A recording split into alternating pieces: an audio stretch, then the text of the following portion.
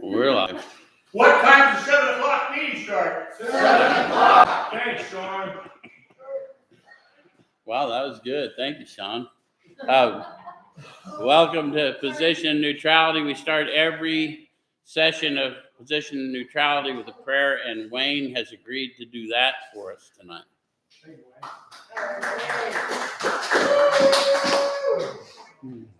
Thank you. Heavenly Father, we just come before you tonight, Lord, and thank you for your presence, Lord. We know that all things work together for good, Lord, and we just ask that you light a fire in our souls, that we may be examples for you and lights for you in this world. In Jesus' name, amen. Amen. Thank you, Wayne. Amen. And, whoa, somebody's got to, who's playing it loud? Don't play it live in here. Thanks for everyone. Stefan, we heard from you today in Philadelphia. Appreciate you. All you guys up in Canada, thank you for tuning in. Some of you on delay. And Eric, thanks for being so faithful, even though you're still recuperating. Who? Carrie and Michelle. And who else are we missing? Elliot. All right, so a special shout out to them. Chris in Lubbock, thanks for being so faithful, brother. Anyway, so what we do at Position of Neutrality, if you haven't been with us before, is we take a look at the suggested instruction for steps a week directly out of this book. And we use this book in 12-step recovery. Why? Yeah, the process described by the authors of this book's been proven to work for addicts of the hopeless variety, addicts to alcohol and other substances, and indeed all other human behaviors, any other behavioral disorder. We have a solution for it found within you. Yeah? So tonight we're going to be taking a look at the instructions for steps 10 and 11. So we're going to talk about things that a lot of people, I don't think, in fellowships fully comprehend what the authors are suggesting, but we'll try and make it relevant for you, especially those, the original fellowship, half of them were atheist or agnostic, so they would have no idea the disciplines that they were talking about or where they came from.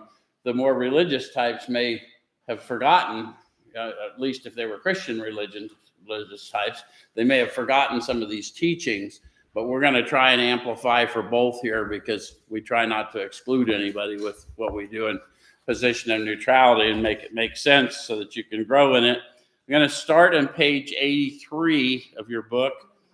And what a lot of people in fellowships are shown are the promises or the 12-step promises are actually the 9th step promises, which is where we're going to pick up from. And I want you to consider the 9th step promises are not worldly things. They're states of being as you awaken to the spirit within you.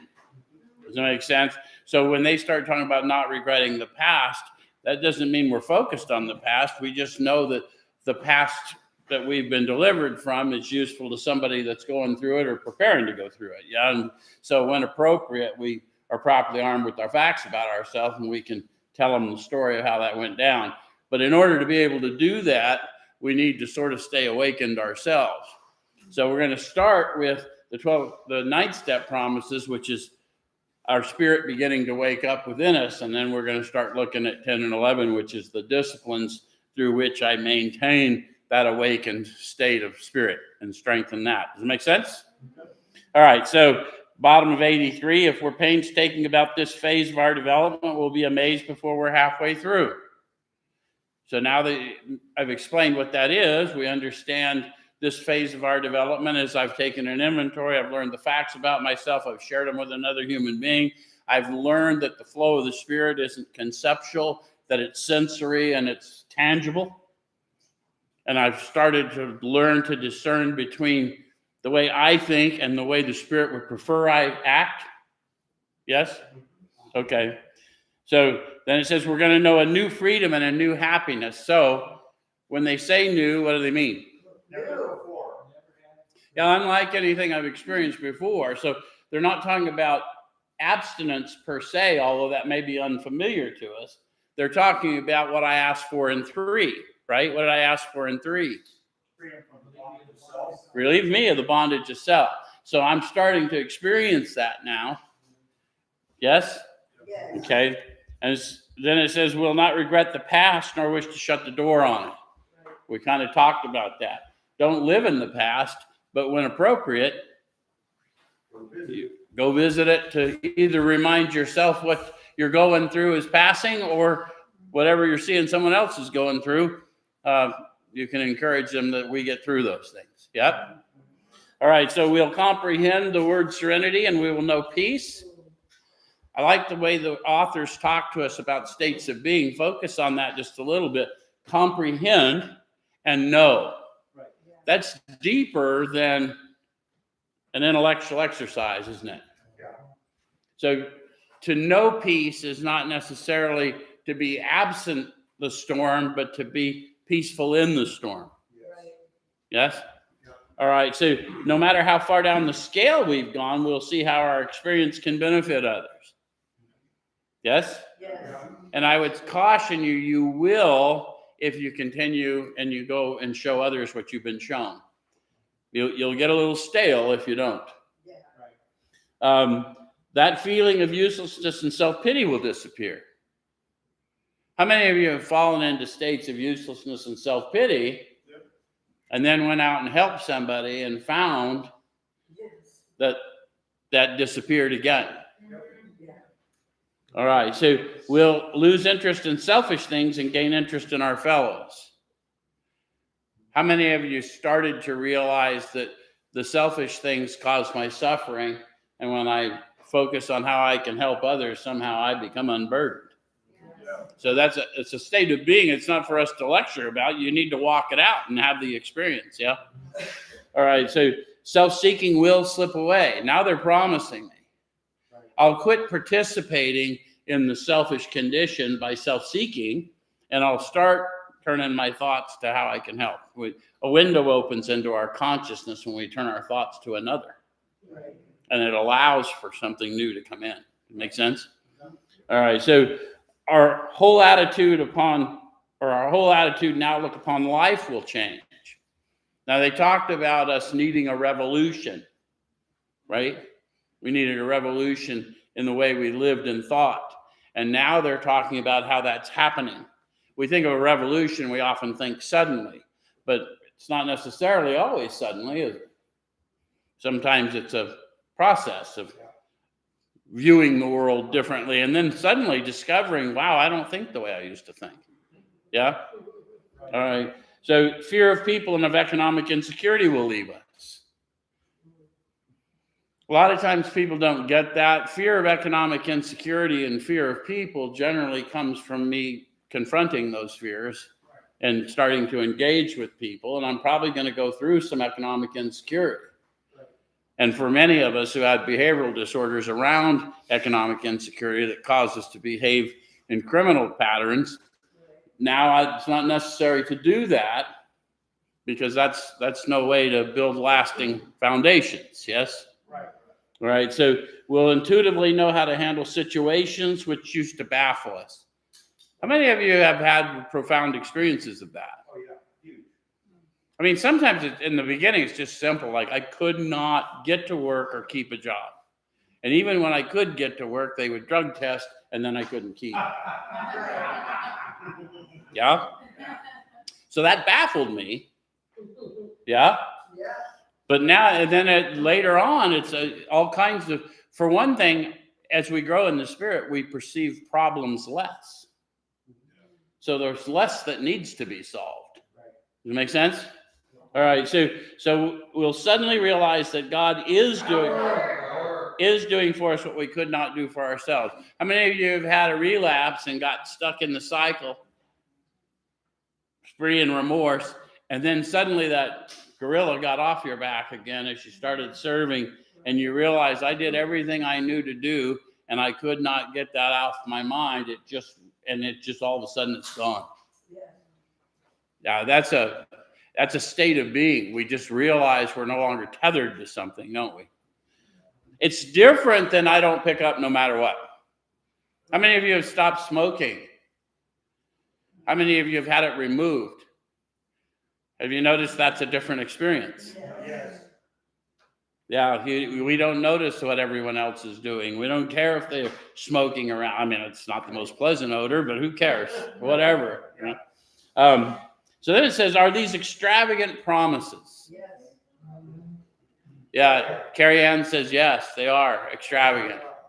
And the thing is, if you look at them, the reason the authors would want to do that is because they wanted us to understand, look, we know who we're talking to. We tend to embellish things. We tend to oversell. They're trying to reassure us they're not overselling this.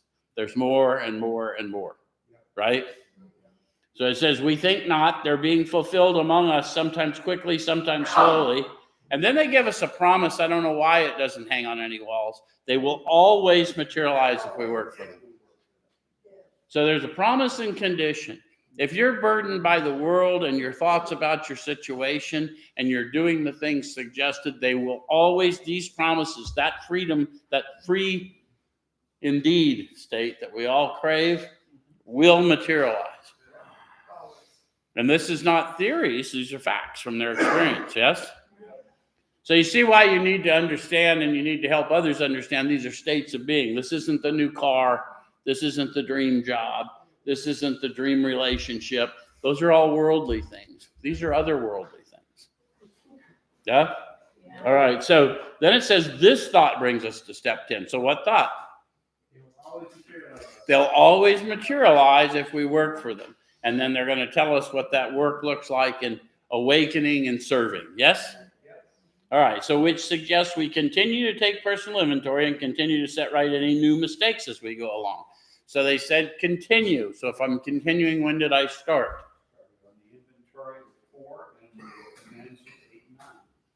Yeah, everyone agree with Sean? I don't know, those of you online may not hear him, but I learned to take inventory in a particular way and in the step 4 practice. And then armed with the facts about myself, I was able to figure out what it was I needed to make amends for. And so they're suggesting I do that when?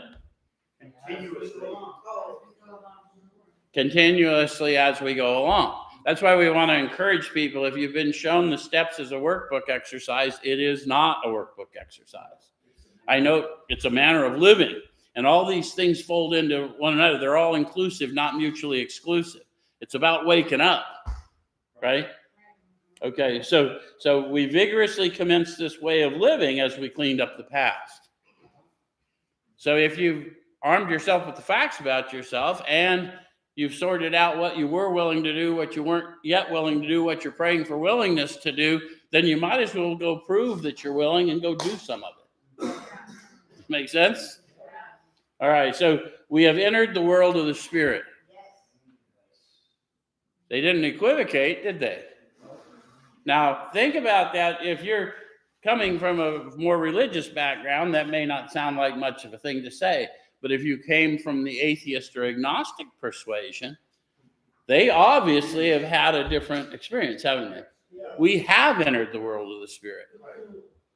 So then it says our next function is to grow in understanding and effectiveness. So what do they mean, understanding of what? Effectiveness at what?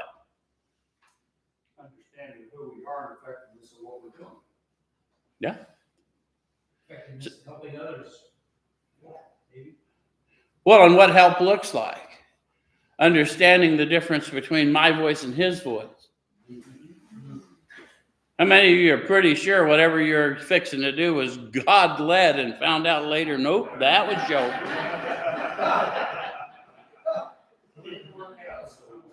So I'm going to need to grow in what's up, right? And then be more effective at applying. Because what we're not supposed to do is we don't want to put our work on a service plane. If it's not going to be helpful, that's not what I'm going to do. I'm called to give to everyone who asks of me, but not necessarily what they ask of me if it's going to hinder their progress. Right? If what they really need is company and companionship and someone to unburden to, then me handing them $20 is probably not going to help. Right? Okay, so this is not an overnight matter. What's not an overnight matter? growing in understanding and effectiveness. It means you're going to have to do more of it. How many times did you go to the trap house? Did you ever go more than once a day? How about you drinkers? Did you ever, after that first sip, have another?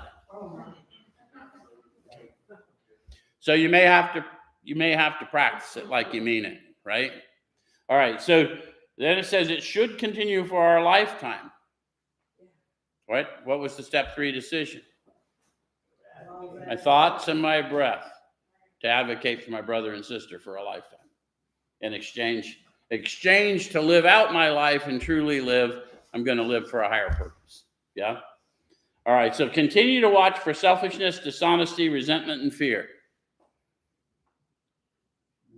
I'm going to continue. When did I start? Step 4. See, We Sean. always argue about this. In step 4, what I learned was I was shown how my fear drove me, 100 forms of fear drove me in different ways. Myself manifested. And through dishonesty, lies I tell me, and self-seeking behavior, I found myself in selfish conditions. And I unwound all that to get armed with my, what had really happened, how my loss of identity, not knowing who I was and whose I was always trying to people please or think more highly of myself than I ought. And as a result, I did harm to others and found myself in a pickle. Yeah. And so I'm going to continue to watch for those. What am I going to be watching now because of step 4? I'm going to be watching my thoughts. Yes. People think they're watching out here, but I'm not, because I don't really see out here. I only see my thoughts. And I'll never know what to do to help you until I get my thoughts out of the way, right? My judgments. All right, so when these crop up, we ask God at once to remove. So they didn't say if these crop up. They said when. So when you've been delivered from one deplorable state, if you don't stay disciplined, the likelihood is some of that stuff returns. Right. One book says 7 more will come in from the arid places, and you'll end up worse than you were. Yeah. How many of you have ever hit that pipe one more time just to celebrate something? How many of you missed your get back to my sobriety date meeting?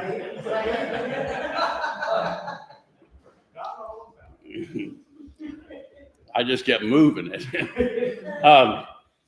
So it says we discuss them with someone immediately and make amends quickly. If we've harmed anyone, then we resolutely turn our thoughts to someone we can help. Remember, there's nothing in the step, the manner of living, that suggests I can help me, and I'm powerless. That's what I started. An admission of a condition I find myself in. And so if you don't like the idea of being powerless, that's fine. It's not required that you like the idea. But admitting it would be good if you're really struggling. And we're powerless over a lot more than we think. And the reality is that those are the disciplines I need to be walking in, those principles I practice in all my affairs: watch, ask, discuss, turn. That's what they're talking about in that little paragraph, right? And so that's why turning my thoughts to someone else opens me up to a new experience, yeah? And so the one I can help is probably the one who's annoying me. That's what I'm trying to. Okay. And then it says love and tolerance of others is our code. So love what? Tolerate what? Love the alcoholic, tolerate Your behavior. Yeah. And in fact, it's wider even than the alcoholic, but love the people, love the principle, love the institution, tolerate, right? They wouldn't be there in authority over me at this minute if they weren't teaching me something, because I serve a power that makes sure I don't have any wasted moments anymore. Does it make sense? Yeah. Sometimes, what did the amends teach you? How many of you had court dates and fines and couldn't get a driver's license and couldn't get anybody have incarceration? Lost your liberty? Did any of you learn something from it? Yeah. Did the guy who went in come out different, or did he stay there and a new guy came out? Yeah, that old guy stayed in there and you came out. And if that didn't happen, you going back. Right? So, and we have ceased fighting anything or anyone, even alcohol. Yeah, that's powerful, isn't it? Wayne goes, whew. That's why I always want to encourage, if your plan is to not pick up no matter what, you're doing it wrong. You can do it any way you want, but that's not AA. It's been removed. It's a different experience. Okay? So, for by this time, sanity will have returned. What did they say insanity was? Taking a drink, knowing you're an alcoholic. The ability, serious lack of proportion, the ability to think straight. Yeah, Bill called it an appalling lack of proportion. Right. So how many of you had everything going all right again? You got your feet under you, and then you just burned it all down because you decided, what the heck? Yeah, so that would be an appalling lack of proportion, right? And then it says, we'll seldom be interested in liquor. If tempted, we'll recoil as from a hot flame. That's why I'm trying to encourage people that are hearing this. If you're not picking up no matter what, look, we're really, those of us that are delivered from it, I don't walk through the grocery store and avoid the liquor aisle. I don't care. I don't care if people are drinking around me. I don't care if they're smoking pot around me. Quite frankly, other than I don't like to be in those places, I don't care if they're slamming shit around me. Because I've had to go places where they were. I mean, I'm not going to linger there because it holds no interest to me, but I'm not tempted. And the very few times ever that I've been tempted to act in that way anyway, I have a natural reaction knowing who and what I am. That makes sense? Yeah. All right, so we react sanely and normally, and we will find that this has happened automatically. How many of you were prone to overreacting? We did, yeah. How many of you also had a similar trait of underreacting in really desperate circumstances? So that's another way we know that sanity has returned, when we're responding a little more like the rest of the world expects us to. Not entirely, because the world wants you to be mad at certain things, and as you grow in the spirit, you're just not. Anyway, we will see that our new attitude toward liquor has been given us without any thought or effort on our part. It just comes. You see how they said in one sentence, and we often read past it, what I've been trying to tell you. If you're struggling with the idea of using, then we need to back you up a few steps and get you encountered. Because you're not spiritually fit. I don't care how long you've been sober. Does it make sense? I know lots of people have been sober lots of years that struggle. I don't know how they do it, and I really hate to see it, right? And they're sober, but they're acting out in all other kind of ways, and they hate themselves for it. It's awful. Anyway, so that's the miracle of it. We're not fighting it, neither are we avoiding temptation. See, I'm not going to be a good servant to deliver this power to those that desperately need it if I got to avoid situations where people like me tend to end up when we're in it. Right? And then it says, we feel as though we've been placed in a position of neutrality, safe and protected. Yeah, my friend Caesar reminded us this week that Paul speaks of the position of neutrality when he speaks of, I have learned the secret in all things, whether I'm in lack or in plenty. Yes? Yes. So that's a position of neutrality. I can do all things through him who strengthens me. Yes. Some of you are feeling that. Yeah, there you go. All right, so we have not even sworn off. Instead, the problem has been removed. We've focused on that a lot tonight, so a lot of people we're trying to break some chains, right? Don't be tethered to the idea that abstinence is the ceiling. It's the absolute floor. In fact, it's a byproduct of what you're going to grow into. All right, so it does not exist for us. We're neither cocky nor are we afraid. So the fear is not driving me in the same way. Does it make sense? And then it says, that is our experience. I think that's an important thing to focus on. These authors have made every effort to tell you how they thought, who they were, what their religious beliefs were, how they drank, and they're not witnessing to you as clinicians, although many of them were. They're witnessing to you as people who have been where you are, wherever it is you are. Yeah? Okay, so that is how we react so long as we keep in fit spiritual condition. So, if you're reacting, instead of going to the drink or the drug or the whatever other behavior, what's the thing to do? Am I fighting anything or anyone, right? Go back through the checklist. How many of you have known you had to go through something, but you didn't want to go through it? And how many of you pretty much knew you were powerless? You were going through it. But I still don't want to. How long did you suffer from the don't want us? Right? So they're talking about real world stuff.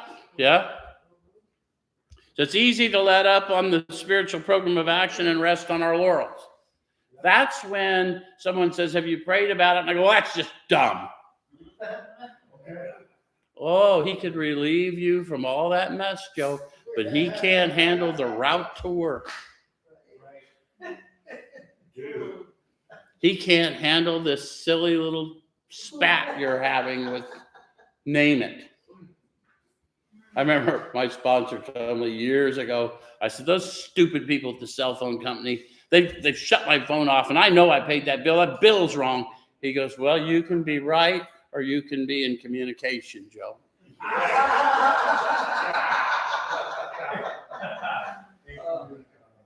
So what I'm saying is Joe spent a lot of time making his own problems. And he still does, but not as often. And I don't stay stuck there. And it has nothing to do with me. It has to do with the power I've encountered because of this. Yeah? So we're headed for trouble if we do. Huh? Is that a warning? For alcohol is a subtle foe.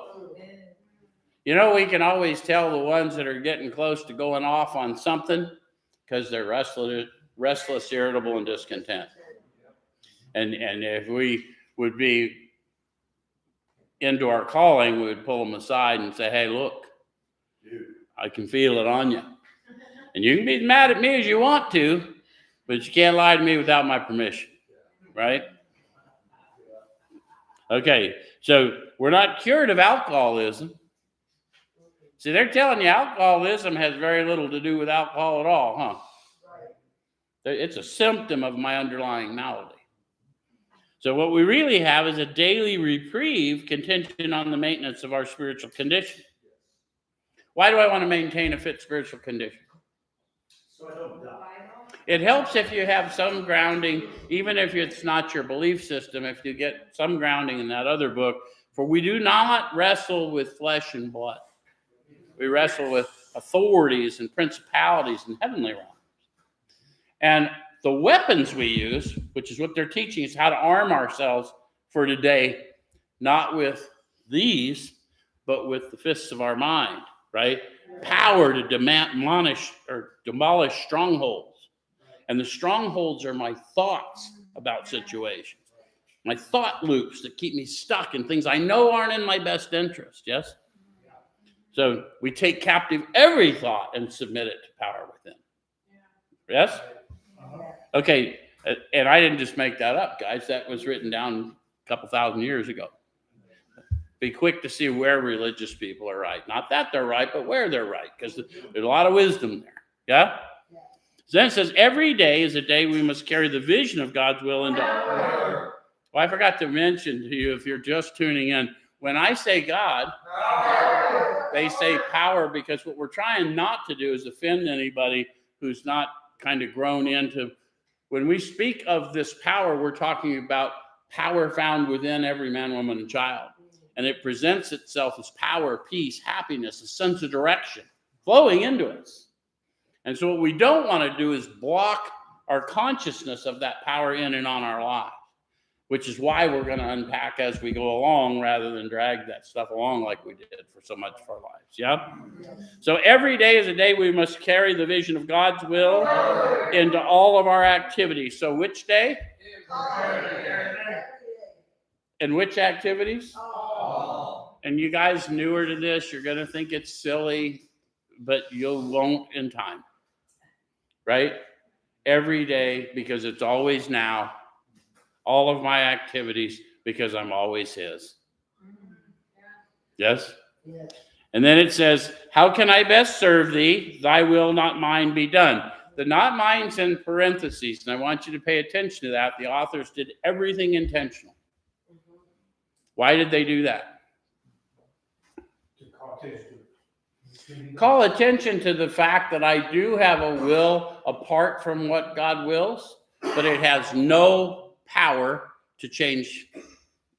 I've got to align my thinking with what is. I may be a change agent, but not kicking and screaming as an infant. I'm going to have to get on board with what is and then get my direction from within, not from circumstance. Does that make sense? So, and if you don't talk in King James language, you can drop the these and thous. He already knows how you talk. If every third word is a curse word, feel free. Whatever it takes. He may clean you up one day, he may not. Anyway, these are thoughts which must go with us constantly. When? Constantly. How many of you have noticed as you started growing in the Spirit and really were making the effort to be kind and serve, that you do have attack thoughts that make you less useful? How many of you have been gifted with a little bit better job than you got in early recovery, and now you're supervising others? You're trying to hold them to a standard you would maintain for yourself, and found out other humans do things differently and at a different pace. How many of you found that getting yelled at doesn't motivate one to do all the things we want them to do? So it says we can exercise our willpower along this line all we wish. It's the proper use of the will. So if I'm thinking constantly, your will be done, then by all means, I can walk into it. I can exercise my willpower. Does that make sense? Because I can assume I asked for it and it's there. Yeah?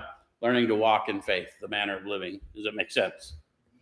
And by the time you awaken, I'll show you by the end of this, the not mine will be gone. That makes sense? That'll go away. The idea that there's a will apart from God's will that can have any power. Yeah? All right, so much has already been said about receiving strength, inspiration, and direction from him who has all knowledge and power. So think about what they're witnessing to you. These half of them atheists or agnostics in the beginning, and now acknowledging that this power, this well within them, has all knowledge and power. So what does that mean? How much do I have?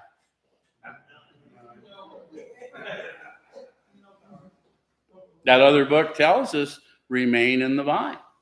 Apart from me, you can do nothing. Okay, so if we have carefully followed directions, we've begun to sense the flow of his Spirit into us. See how they're talking about something sensory? We really, when you're working with the new guys, if they've struggled and you've already taken them through a 3rd step prayer and a 4th step, and you've even heard a 5th step, and they're back, what did I do? What did I do? Don't start at 1, start here. You're not keeping up with your disciplines, and you're not serving. That's what's happening. It has nothing. This isn't an intellectual exercise. There was no logic to why I kept drinking after my history. There was no logic why I was willing to surrender absolutely everything to feed an opiate addiction. So there's no sense in going back and revisiting it because it's not logical. I've had my encounter. Am I being faithful to the power restored me? If I'm not, what's it? Right? Then I need to get busy serving. All right, so to some extent, we've become God conscious. Interesting use of words, to some extent. So what is God consciousness? Aware that I'm aware that there's something operating in me, but not of me. Right? How many of you have known that was operating in you, and then you decided to take it out for a walk and professed something on somebody or whatever, and you realized there was no power there. It was just you trying. Have you ever done that? Most of us have tried that, and we realize, oh, this wasn't what I was supposed to do. Okay, listen, anytime someone's speaking to you in the spirit, regardless of your belief, you're going to feel different in their presence. You'll feel it. And if you're awakened at all, they'll feel you. They'll know who you are and whose you are.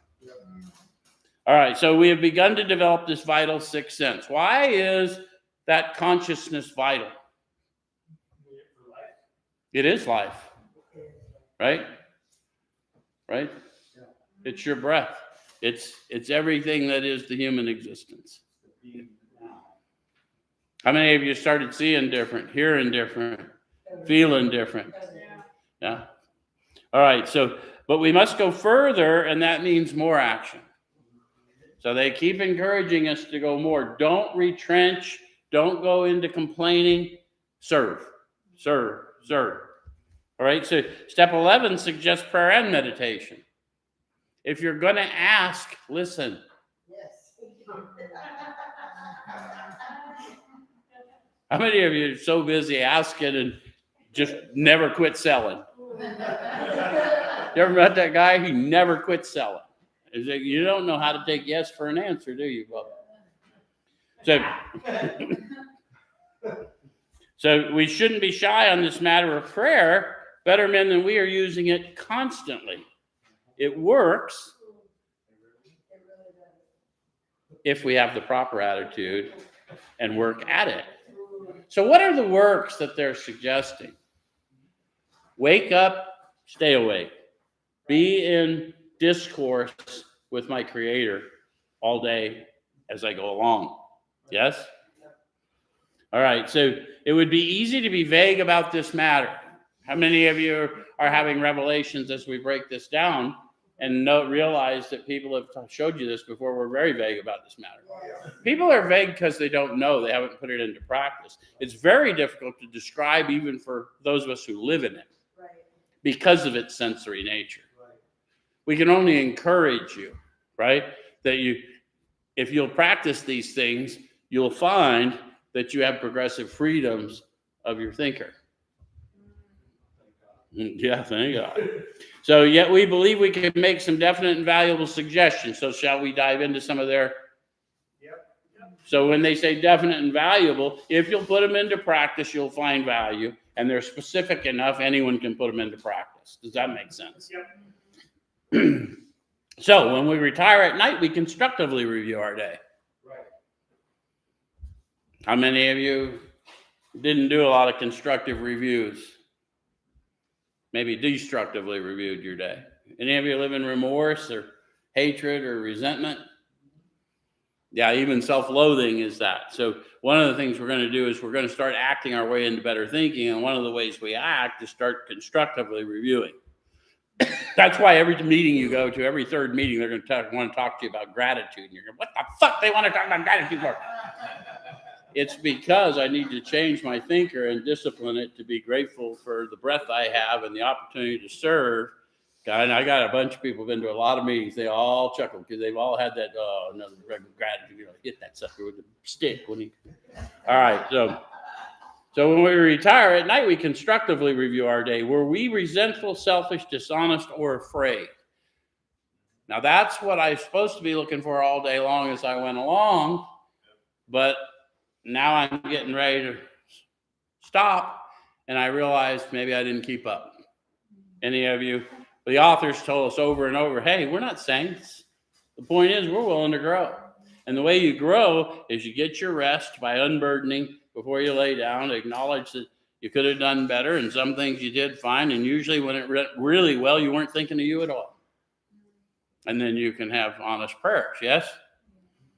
So it says, do we owe an apology? Sometimes you might, you may not. It may just be in your thought life, right? This is a time if you're sponsoring somebody and they're really doing okay, they'll gloss over a lot of this stuff, and that's why they'll be in their struggles. They're not in their disciplines. They haven't internalized it. So you guys that are working with guys that have been at it a little while and you're starting to see them fall off, I mean, pay attention. They're not in their disciplines. And walk them back through their disciplines. It's okay. If they don't want to, they don't have to. But one of the things is if you get in discipline and you start living this way, no one will have to coach you. But you may not know it until you've tried to do some stuff, right? All right, so have we kept something to ourselves which should be discussed with another person at once? That little sentence is why I always recommend if you're working with people and you get them to this point, have them call you every day for 30 days and do a review and teach them how to do a constructive review, not a destructive review, right? And they'll either call you every day for 30 days or they won't make anywhere near that. But either way, if you know you got one calling, you'll be ready to have yours to share. It's true. It's true. So were we kind and loving toward all? That's a question I ask me. And a lot of times I got the new guy and I said, kind and loving toward all? Yep, kind and loving. Yep, that's me. And I'm like, okay, and your thoughts? Oh, yeah, ouch, exactly. Okay, so we got work to do, right? This isn't always about how I act. It's always about how I think. I'll realize that I'm acting better than I think. And then in time, in discipline, I'll think better. Do not conform to the ways of this world. Rather be transformed through the renewal of your mind. You want that promise? Do these things. Was that thing about way to better acting? So better acting. I'm sorry? You said a thing about way to better acting? No, we act our way into better thinking. We've been in our addiction, we try and think our way into better acting. Right? And it doesn't work because we don't have cognitive skills. We're retarded in that way. Well, I mean, I was an opiate addict, right? And I was fine with pills or, whatever. It didn't matter. So I'd go to an AA meeting and someone would say, now, when you take your medicine, you just take it exactly as directed and you'll be fine. And what they don't understand about the likes of me is every bottle of liquor I ever polished off said, drink responsibly. Now, I either had a different definition of that. Right. So when I get a pain pill prescription, take it as the doctor directed, it says PRN, as needed. So all I'm trying to say is be careful who you talk to in your audience, because if you don't have this lived experience, someone told me one time, I'll hold your prescription for you, Joe. And I said, I wouldn't want you to do that because I would slit your throat and take it in the middle of the night. Make sure I didn't step in your blood because I don't want to get caught.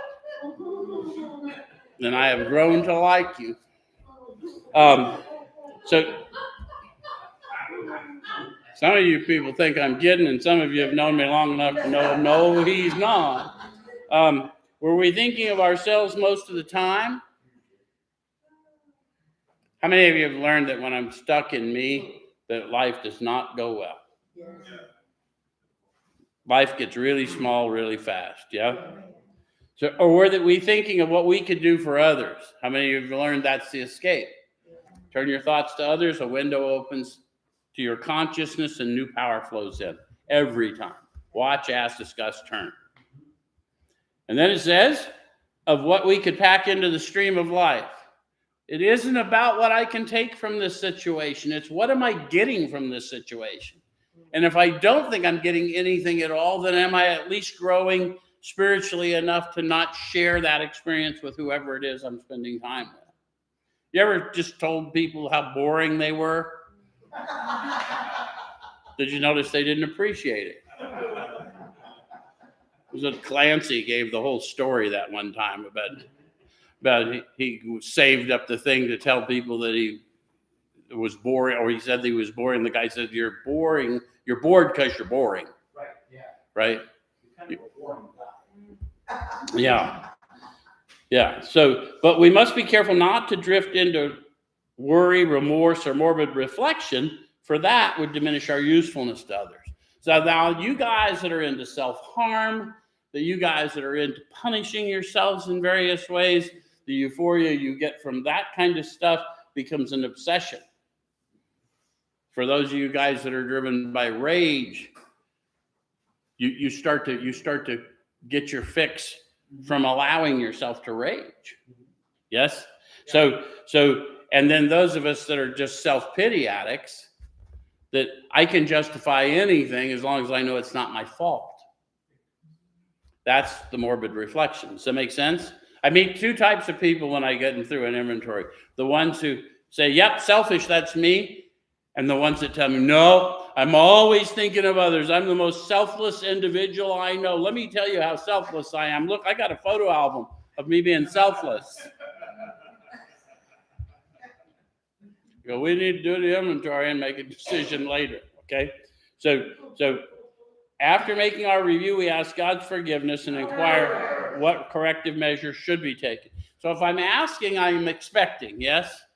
And those of you that don't understand, if you're coming from a place where you don't like the word God, I'm asking for divine forgiveness because human forgiveness is not divine forgiveness. I hear people say, I need to forgive myself. No, you don't. You need to believe in the one he sent. There's been a transaction made for you down through the ages. He traded your sin for his righteousness. So all you need to do is wake up in it. Does that make sense? So on awakening, let us think about the 24 hours ahead.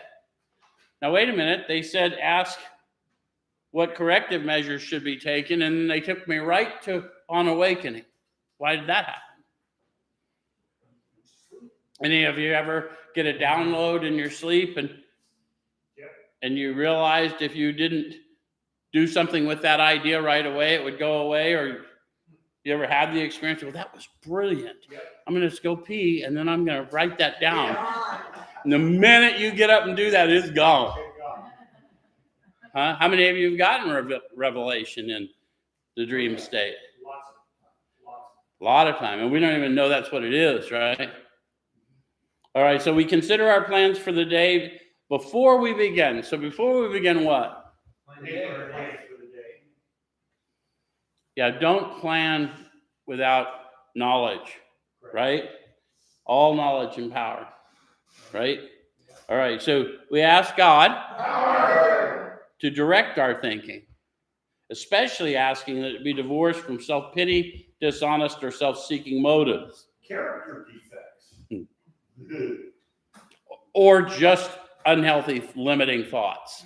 I mean, there are defects basically when I'm not learning to discern them, right? But those are specific. Mm-hmm. Gotcha. Well, the dishonesty I got to worry about is the lie I tell me. I can't lie to you until I've first lied to me. Because I've determined that you can't handle the truth, or I can't handle you knowing the truth, or something. Okay, so under these conditions, we can employ our mental faculties with assurance. So what does it mean that I can employ my mental faculties with assurance? You trust your own thinking. Yeah, in fact, I should be thinking more, right? Now that sanity's been restored, I need to consider. Yes? Yes. So you notice if you go into old AA halls anywhere in the country, anywhere in the world, there's going to be a sign on the wall somewhere that says, think, think, think. They want you to wake up first, but then, does it make sense? Yeah. All right. So it says, after all, God gave us brains to use. So our thought life, which is how we live out our entire life, folks, we're spiritual beings on a human journey. So we live out our whole life in our thought life.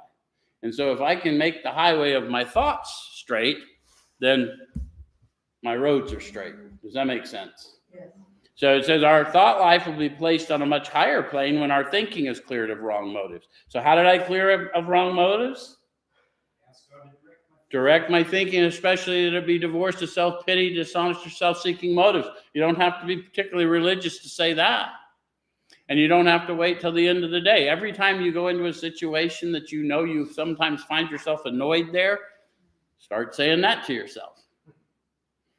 Any of you go into situations where you know you're going to meet people and they're going to be annoying?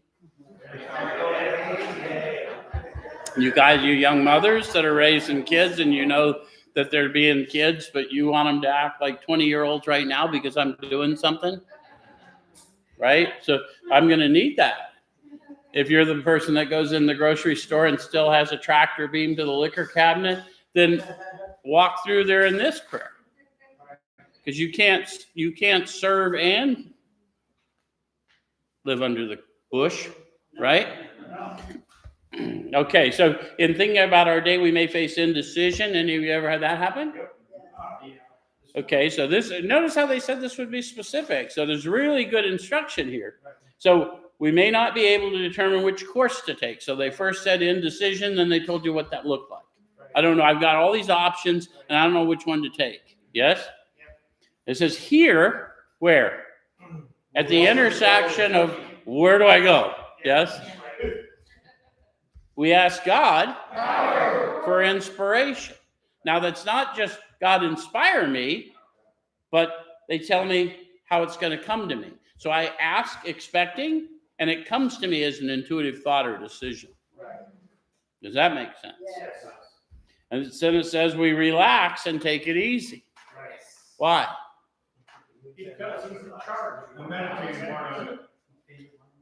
Sometimes we're so anxious to move in the direction we've already predetermined that we're asking us a box to check.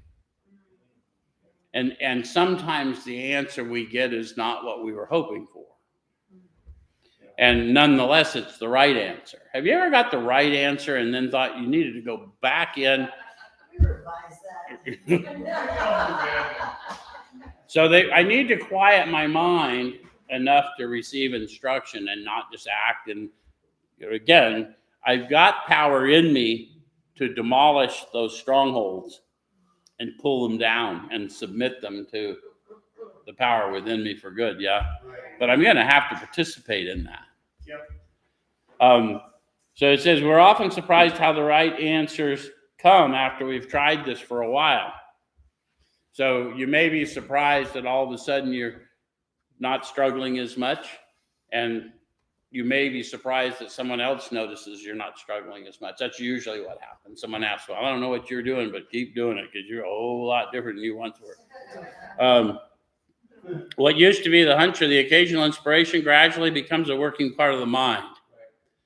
Being still inexperienced and having just made conscious contact with God, it's not probable that we're going to be inspired at all times. Why did they warn us about that? Because we're gonna screw things up.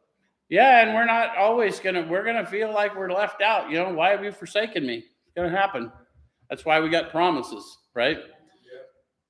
We might pay for this presumption in all sorts of absurd actions and ideas. To Sean's point, I may get an inspiration in the spirit and then think that's crazy. And I won't know if it was until I try it, right? All right, so nevertheless, we find that our thinking will, as time passes, be more and more on the plane of inspiration we come to rely on. The spirit within, inspiration, inspiritus. When we talk about, I want to be led in the spirit from within me and not by the circumstances of the world. All right, so we usually conclude the period of meditation with a prayer that would be shown all through the day what our next step is to be. That we be given whatever we need to take care of such problems. We ask especially for freedom from self-will and are careful to make no request for ourselves only. We may ask for ourselves, however, if others will be helped. We're careful never to pray for our own selfish ends. Many of us have wasted a lot of time doing that, and it doesn't work. You can easily see why. I like to point out to people, you may not, depending on where you are in the journey, easily see why. But a lot of things I didn't want to do, when I did do them, it empowered me. My guilt, shame, and remorse were removed when I found out I actually could do things I didn't want to do. Does that make sense? Yeah. So if circumstances warrant, we ask our wives or friends to join us in morning meditation. If we belong to a religious denomination which requires a definite morning devotion, we attend to that also. If not members of religious bodies, we sometimes select and memorize a few set prayers which emphasize the principles we've been discussing. Those of you that have gotten all of your spirituality in 12-step rooms, you probably got little 3rd-step prayers, 7-step prayers, right? Okay, so there are many helpful books also. Suggestions about these may be obtained from one's priest, minister, or rabbi. So they're focusing you on, be quick to see where religious people are right. See if you can align your experience with what they're talking about. Be quick to see where religious people are right. Make use of what they offer. And you now have the power to think for yourself, but that means you're going to have to read for yourself. Does it make sense? Don't let someone else tell you what that book says any more than don't let me tell you what this book says. You get mesmerized, then you get lazy, and then you just let old Joe tell you what the book says. Well, then you've given old Joe power to think for you. I wouldn't. I don't think for Joe without checking with the boss, dude. So as we go through the day, we pause when agitated or doubtful. So now they're getting specific again. Okay, so, and when they talk about agitated, guys, it's not just angry. As you grow in the Spirit, you're going to find opportunities to serve, and you're going to have to pay attention to the stirring within you, because you'll see people that you're supposed to go tie up with to show patience, love, kindness, tolerance, whatever. Yeah. All right. So we constantly remind ourselves that we're no longer running the show, humbly saying to ourselves many times each day, "Thy will be done." Notice the "not mine's" gone. In an awakened state, I know there is no will apart from God. At least none that can prevail, right? We are then in much less danger of excitement, fear, anger, worry, self-pity, or foolish decisions. So if that's happening, what does that mean? I'm probably living at least a certain amount of time in a life of acceptance of things as they are, and trying to be see what I can pack in rather than get out. Yes? And it says we become much more efficient. How many of you found you had more time in your day because you weren't fighting with every little thing you had to do? Yep. So we do not tire so easily, for we're not burning up energy foolishly as we did when we were trying to arrange life to suit ourselves. It works. It really does. Another promise that ought to be hung on the wall. Right? You want to get awake and stay awake. If you're struggling with your thinker, it's because you're lacking discipline in your prayer and meditation. And not going to a room and banging a gong, that's fine if you want to do it. But that's not what this is. This is about walking in the world with these eyes open. All right, so we alcoholics are undisciplined. So we let God discipline us in the simple way we've just outlined. I'm going to get told no. I'm going to get told not yet. I'm going to be told not that way. I'm going to be told, I know that's what you think it looks like, but that's not what it looks like. I'm going to get told all of that in the Spirit. And the longer I cling to how I think it should be instead of get on board with what is, that's precisely how long I suffer. All right, so, but that's not all. There is action and more action. See, I don't have to stay stuck in prayer and meditation. Its sole purpose is my GPS to go find people I can help. And then it says the next chapter is entirely devoted to step 12, which is why they put the steps in order. Interesting. All right, thanks much.